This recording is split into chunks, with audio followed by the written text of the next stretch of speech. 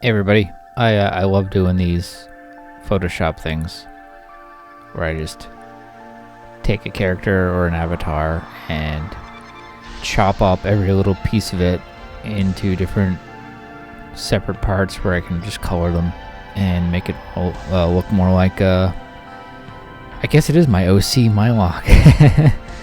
So that's what I'm doing here to a Phantasy Star Hunter character. I think it's the Ash, I think his name is supposed to be.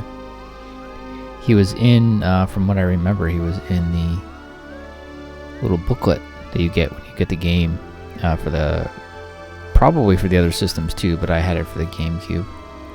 And if this is any indication of a spoiler, actually this might come out after. Yeah, I think I have the episode coming out in 2 weeks. I'll post this a week after, just as a little small thing. But, so Mylocke has a 3-color sword.